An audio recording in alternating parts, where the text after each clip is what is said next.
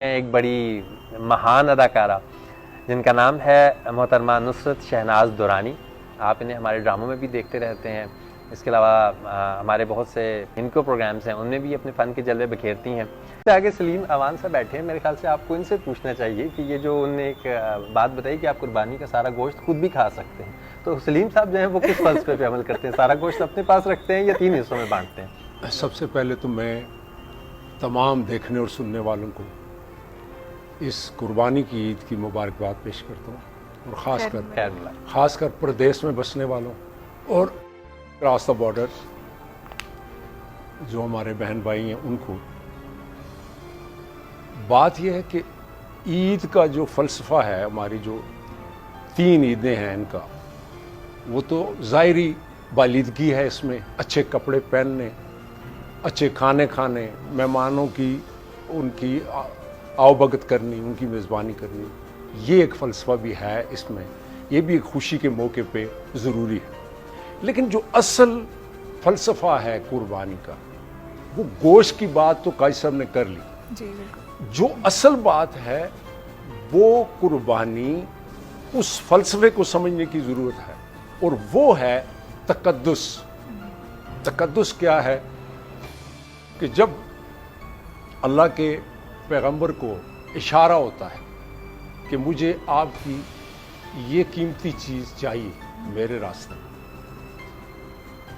اولاد کو، اپنے بچے کو وہ کہتے ہیں کہ میں نے خواب دیکھا ہے، اور خواب میں تمہیں اپنے ہاتھوں سے ذبح کر رہا ہوں، میرے ہاتھ خون میں لت پت ہیں.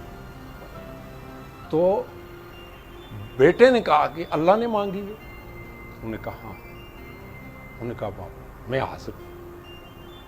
ماشاءاللہ. لیکن انہوں نے کہا کہ آپ اس طرح کریں کہ اپنی آنکھوں پہ پٹی باندھ دیں. یہ نہ ہو کہ رشتے کے تقدس میں آپ کو رحم آ جائے اور آپ اس فرض سے ہٹ جائیں. یہ ہے تقدس. یہ ابتدا ہوئی جو حضرت اسماعیل علیہ السلام کی قربانی سے ہوئی، اور انتہا کر دی اسے. یہ فلسفہ تقدس کو سمجھنے والا ہے. پھر جنگ میں زخمی ہوتے ہیں لوگ، پانی کی ضرورت ہے.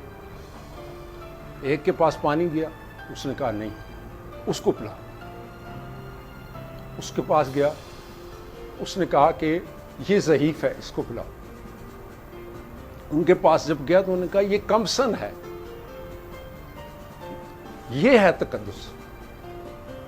اور ہم نے گوشت کے ساتھ ساتھ، کپڑے اجلے پہننے کے ساتھ ساتھ اس تقدس کو سمجھنا ہے. بلا شبہ کہ ہمارے لیے جو مشعل راہ ہے دنیا میں، جہاں بھی قربانی کی بات کی جاتی ہے، سیکریفائس کی بات کی جاتی ہے، تو اسماعیل علیہ السلام کی قربانی اور جناب حسین کی قربانی سے بڑی قربانی دنیا میں کہیں نہ دیکھی نہ سنی.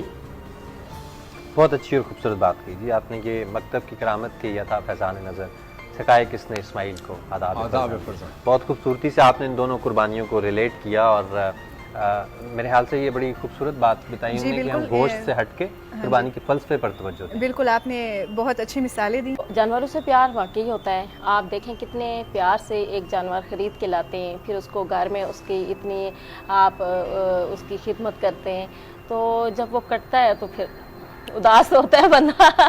بہرحال یہ ایک اصول ہے، یہ اسی طرح سے چلا آ رہا ہے. اس میں باقی چیزوں سے ہٹ کے، یعنی جس طرح باقی چھوٹی عید پہ ہم تیاریاں کرتے ہیں، کپڑے لیتے ہیں، چوڑیاں، مہندی، اس پہ بہت زیادہ فوکس ہوتا ہے، پھر میٹھے پہ بہت زیادہ فوکس ہوتا ہے. لیکن اس عید پہ سب سے زیادہ بچوں سے لے کے بڑوں تک آپ دیکھیں تو قربانی. لیکن جی اصل بات یہ ہے کہ قربانی کا جو اصل فلسفہ ہے نا، اس کو سمجھنے کی ضرورت ہے. آپ نے دیکھا جی کہ جوں وقت آگے جا رہا ہے تو لوگ زیادہ جو اس کا جو اصل مقصد ہے نا، اس کو بھولتے جا رہے ہیں. ہم سارے لوگ اس کو بہت پیچھے چھوڑ آئے کہ قربانی کا اصل جو مقصد ہے وہ کیا ہے. ہم آپ دیکھیں، آپ بہت سے لوگ آپ کو دیکھنے میں ملیں گے کہ وہ صرف دکھاوے کے لیے کر رہے ہوتے ہیں. ساتھ والے گھر میں بکرا آیا ہے، جانور آیا ہے، ہمارے گھر میں ہونا چاہیے. چاہے ہمارے پاس پیسے ہیں نہیں ہیں، ان کے گھر میں بکرا جو آیا یا جو بھی جانور آیا اس سے ہمارے گھر میں بڑا جانور ہونا چاہیے. تو پھر وہی بات جیسے پہلے بھی بات ہو رہی تھی کہ جب وہ قربانی کی جاتی ہے تو کوشش یہ ہوتی ہے سارا گوشت جو ہے نا وہ اپنے پاس رکھا جائے. اصل قربانی یہ ہوتی ہے کہ جو ہم اپنی جو خواہشات ہیں، اپنی جو خوشیاں ہیں، وہ دوسروں کے سکون کے لیے، دوسروں کے لیے قربان کر دیں. یہ چیز ہم سب کو سمجھنے کی ضرورت ہے. تو اگر ہم اس پہ عمل کریں گے یقیناً ہماری جو عید ہے وہ بھی اچھی گزرے گی، عید کا جو لطف ہے وہ بھی دوبالا ہو جائے گا. اور اگر اسی کو مد نظر رکھتے ہوئے ہم قربانی بھی کریں گے، اس کے جو 3 حصے کر کے اسی طرح سے تقسیم کریں گے جیسے کہ حکم دیا گیا ہے، تو یقیناً یہ چیز اللہ کو پسند آئے گی. میرے خیال سے ہم سب سے پوچھنا ہے، آپ سے بھی تو پوچھنا چاہیے، آپ نے عید پہ کیا کیا ہے؟ آج عید کا پہلا دن ہے تو آپ نے عید کس طرح گزاری ہے؟ اچھا میں پلیز اب تو یہ مت کہیے گا کہ میں نے بہت مصروف گزاری ہے. نہیں، مصروف تو میں ہوتی ہوں. خیر اچھا، صبح میں اٹھتی ہوں تو مجھے خوشی بہت زیادہ ہوتی ہے عید کی. سب سے پہلے میں اٹھ جاتی ہوں. اچھا یعنی 9 بجے صبح سویرے آپ اٹھ جاتی ہیں؟ نہیں، 9 سے بھی پہلے ہاں اٹھ جاتی ہوں. بس پھر عید کے جو میں نے کپڑے لیے ہوتے ہیں وہ پہنتی ہوں، نماز وغیرہ پڑھ کے. بس پھر رشتہ دار آتے ہیں نا تو ان کی مہمان نوازی بھی کرتی ہوں، ملاقات ہو جاتی ہے عید پہ اور خوشی عید مناتے ہیں. بس باتیں تو خود بھی کچھ بناتی ہیں؟ مثلا کوکنگ میں آپ کو پانی شانی ابالنا آتا ہے، انڈا ابالنا آتا ہے کچھ یا نہیں؟ مجھے کوکنگ آتی ہے اور بہت اچھی کوکنگ کرتی ہوں میں، لیکن تھوڑی بہت آتی ہے. لیکن کھاتا کوئی نہیں ہے، آپ یہ کہتی ہیں؟ زندگی تو سب کو پیاری ہوتی ہے. بالکل. سوال آپ نے اچھا پوچھا ہے، کوکنگ میں پانی اب ابالنا آتا ہے؟ نہیں، بعض خواتین اس کو بہت بڑی بات سمجھتی ہے کہ میں انڈا ابال لیتی ہوں، پانی ابال لیتی ہوں، تو یہ تو میں اچھی خاصی ماہر شیف ہوں. بالکل. اچھا میں ایک ڈرامہ دیکھ رہی تھی پچھلے دنوں، تو اس میں نا ایک ایکٹریس تھی، کہتی ہیں کہ ان کا نا رشتہ آیا ہوا تھا تو کہتی ہے میں ٹماٹر کاٹ لیتی ہوں، انڈا بھی ابال لیتی ہوں. وہ باتیں مجھے بھی یاد آ گئی ہیں آپ نے سوال پوچھے تو. لیکن ویسے نصرت صاحبہ اس چیز سے تو آپ اتفاق کریں گی نا کہ ایک ماں جو ہے وہ 25 سے 30 سال میں اپنے بچے کو جو کچھ سکھاتی ہے، جتنا ہنر دیتی ہے، جتنی تعلیم و تربیت دیتی ہے، ایک بالکل اس طرح کی ایک خاتون آتی ہیں جنہیں پانی بھی نہیں ابالنا آتا، انڈا بھی نہیں ابالنا آتا، اور صرف وہ 3 سے 4 دن میں ماں کی وہ ساری تربیت چٹ کر کے غائب کر دیتی ہیں اور اس کو مکمل اپنی تربیت میں ڈال لیتی ہیں. ایسا ہے یا نہیں؟ چونکہ آپ نے تو ساس کا کردار ادا کیا ہے، کیا یہ بات درست ہے؟ نہیں، میں لے آتی ہوں لائن پہ بندے کو. چلے یہ بھی اللہ تعالیٰ نے وقت گزرنے کے ساتھ ساس میں ایک خصوصی اسکل رکھا ہوتا ہے. اناڑی کو کھلاڑی کیسے بنانا ہے یہ ہنر اللہ نے مجھے دیا ہے.